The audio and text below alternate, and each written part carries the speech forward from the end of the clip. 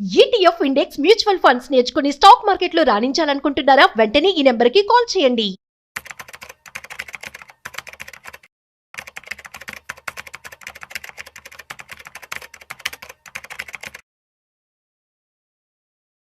Sir Sundararamareddy గారు నమస్తే sir. నమస్తే సార్. సుందరరామరెడ్డి గారు, బంగారం వెండి ధరలు అసలు ఈ ప్రైసెస్ ఏంటో అర్థం కావట్లేదు. ఒక రోజేమో 1,00,000 పెరుగుతున్నాయి, ఒక రోజేమో 1,00,000 తగ్గుతున్నాయి. ఎప్పుడైనా సరే మనం బంగారం వెండి ధరల గురించి మాట్లాడుకున్నప్పుడు ఒక 24 అవర్స్ టైం డ్యూరేషన్ లో ఉన్న ప్రైసెస్ గురించి మాట్లాడుకునే వాళ్ళమే. బట్ ఇవాళ చూస్తే ఒకే రోజులో 2-3 సార్లు ఈ బంగారం వెండి ధరలు అనేవి పెరగడం తగ్గడం జరుగుతున్నాయి. ఎందుకంటారు బంగారం వెండి ధరల్లో ఇంతలా ఫ్లక్చువేషన్స్ వస్తున్నాయి? ఒకే రోజు 20-30 వేలు వరకు పెరుగుతున్నాయి, మళ్ళీ సాయంత్రంకి 10-20 వేలు తగ్గుతున్నాయి. ఎందుకంటారు ఇంత వేరియేషన్ వస్తుంది బంగారం వెండి ధర? సో బేసికల్ గా మనం మోర్ ఇంటర్నేషనల్ లింక్స్ తో మనం చూస్తున్నామండి. ఇప్పుడు వరల్డ్ వైడ్ కూడా టూ మచ్ గా స్పెక్యులేటివ్ యాక్టివిటీస్ నడుస్తున్నాయి. రియాలిటీకి ఏంటంటే ఒకప్పుడు ఇంత ఇంటిగ్రేషన్ లేదు వరల్డ్ వైడ్ గా, అందుకని లోకల్ మార్కెట్ లో మన రేట్లు చూసి మనం తీసుకునే వాళ్ళం. ఇప్పుడు ఏమవుతుందంటే ఈ డిజిటల్ ఎకానమీలోకి ఎంటర్ అయిన తర్వాత ఈ ఫీచర్స్ అని, ఆప్షన్స్ అని, ఈటీఎఫ్స్ అని, డిజిటల్ గా అని ఏవో వచ్చేసింది. ఫిజికల్ గా ఒరిజినల్ ప్రోడక్ట్ తో కంపేర్ చేసినప్పుడు ఇవి ఎక్కువ అవుతున్నాయి. అందుకని బెట్టింగ్ కాసే వాళ్ళు ఎక్కువ అవుతున్నారు. పెరిగిద్దని కొంతమంది, పడిద్దని కొంతమంది. బెట్టింగ్ కాసే వాళ్ళు ఈ పేపర్ అసెట్స్ మీద ఎక్కువైపోతున్నారు. అండ్ ఊహించండి, ఈ ఫీచర్స్ లో కనుక గోల్డ్ కానీ సిల్వర్ కానీ మనం కొన్నాం అనుకోండి, ఒకప్పుడు 20% ఓవరాల్ వాల్యూని మార్జిన్ లా కట్టేవాళ్ళు. రేట్లు పెరిగెత్తుతున్న కొద్దీ, పైకి కింద బాగా ఊతున్న కొద్దీ వాటి మార్జిన్స్ పెంచుకుంటూ పోతున్నారు. రీసెంట్ మార్జిన్స్ అది 68% అండి. అంత డబ్బు కట్టలేక లాభంతో ఉన్నోడు అమ్ముతున్నాడు, నష్టంతో ఉన్నోడు అమ్ముతున్నాడు, ఇద్దరు అమ్ముతున్నారు. మరి కొనేది ఎవరు? ఇంకా దాంతో ఒక్కసారిగా మార్జిన్ స్క్వీజ్ అయ్యి పట్టణం స్టార్ట్ అవుతుంది అనమాట. అందుకని 3 days టూ మచ్ పడింది. బట్ లాస్ట్ 2 days నుంచి నాకు తెలిసి మార్కెట్లో ఉన్న ఈ ఎక్సెస్ లిక్విడిటీ ఏదైతే ఉందో అది డ్రై అయినట్టుంది కంప్లీట్ గా. మార్కెట్ బాటౌట్ తీసుకుంది. నిన్న ఈ రోజు మళ్ళీ మార్కెట్ పెరగడం స్టార్ట్ అవుతుందండి. కాకపోతే ఇంత ముందులాగా ఆ 20% స్పెక్యులేటివ్ మూవ్స్ మనం ఎక్స్పెక్ట్ చేయకూడదు, కానీ ఈ రేట్ దగ్గర మార్కెట్ స్టేబుల్ అయ్యే ఛాన్స్ ఎక్కువ ఉంది. కాబట్టి నేను టూ మచ్ గా మార్కెట్ పెరిగిద్దని ఇక్కడ నుంచి నేను అనుకోను, కానీ బట్ కరెంట్ లో అయితే ఏదైతే ఉందో ఆ ప్లేస్ దగ్గర రిట్ అవుద్ది. కాబట్టి మన గోల్డ్ 1,20,000 దగ్గర నుంచి 1,40,000 మధ్య అక్కడ ఆగిపోవచ్చు. అంటే సిల్వర్ అయితే 2.5 lakh దగ్గర రొటేట్ అవ్వచ్చు. అంటే ఇప్పుడు మనం సిల్వర్ దగ్గర లాస్ట్ ఒక 10 days బ్యాక్ 4,20,000 రూపాయలు చూసాము. ఈ రోజు 2,95,000, అంటే 3 లక్షలకి దగ్గర 1,20,000-1,30,000 రూపాయలు డిఫరెన్స్ వచ్చింది. గోల్డ్ విషయానికి వస్తే మనం హై 1,80,000 చూసాము, ఇవాళ 1,63,64 వచ్చింది. సో అంటే ఎలా చూడాలి ఇంత ఫాల్? అంటే లాంగ్ టర్మ్ కి ఎలా ఉండాలి పర్సెప్షన్ అసలు? నో, బేసికల్ గా అది స్పెక్యులేటివ్ జోన్ లోకి వచ్చేసాము, అందుకే టూ మచ్ గా అవుతుంది. ఎగ్జాంపుల్, నేచురల్ గ్యాస్ చూసాం అనుకోండి, 10 days బ్యాక్ నుంచి చూసుకుంటే 1 week లో డబుల్ అయింది. అది జస్ట్ 10 days లో డబుల్ అయింది. అలాగని చెప్పేసి జనాలు రాత్రి బోగులు వాటినేమి అదే పని కుక్ చేయట్లేదు కదా వరల్డ్ వైడ్ గా. అమెరికాలో కోల్డ్ సీజన్ ఎక్కువ అవుతుంది, అక్కడ కోల్డ్ ఎఫెక్ట్ అవుతుంది అని ఒక స్పెక్యులేషన్ తోటి రోజుకు 20-30% పేర్కొంటూ పోయింది. నిన్న ఒక్క రోజే అది నేచురల్ గ్యాస్ ఒక్కటే 30% అవుతుంది వరల్డ్ వైడ్ గా. అలాగని చెప్పేసి నేను వాడకుండా ఏం లేరు కదా. అంటే ఇవన్నీ టూ మచ్ స్పెక్యులేటివ్ బెట్స్ అనమాట. రియల్ డిమాండ్స్ కావు, రియల్ సప్లైస్ కావు, స్పెక్యులేటివ్ డిమాండ్స్ అనమాట. ఫీచర్స్, ఆప్షన్స్ వచ్చిన సైడ్ ఎఫెక్ట్స్ ఇవన్నీ కూడా.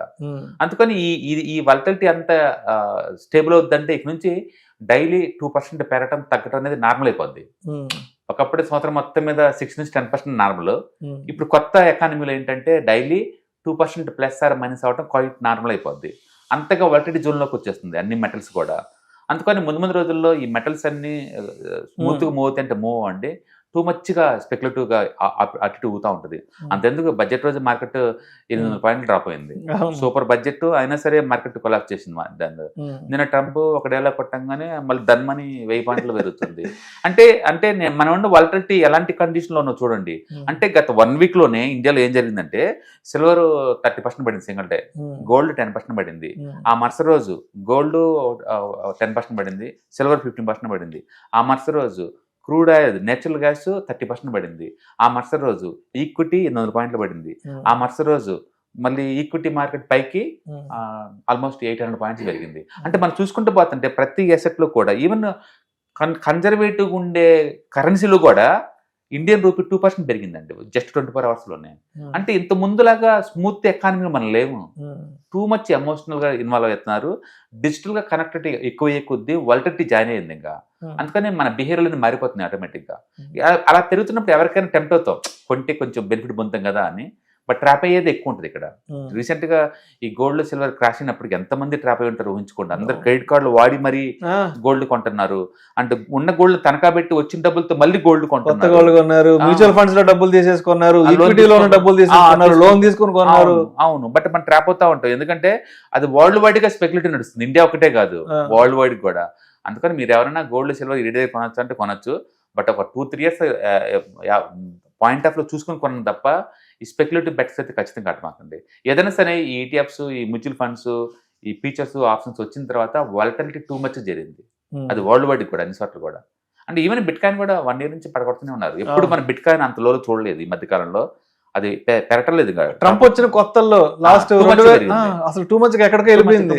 ఏదో $1,00,000 అది ఇది అన్నారు. ఏం లక్ష $1.2 lakh వెళ్ళిపోయింది ఆల్ టైమ్ హై. ఇప్పుడు అందులో 50% డ్రాప్ అయింది ట్రంప్ వచ్చిన కొత్తలో. అప్పటితో పోల్చుకుంటే ఇప్పుడు 50%.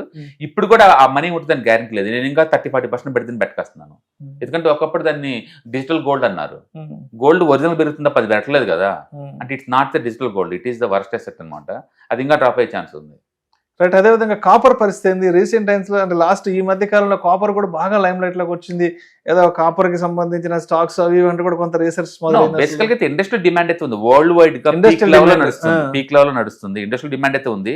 అంటే ఇన్వెస్టర్స్ కి మెటల్స్ మీద మోజు ఉంది, అది బాగా పెరుగుతుంది.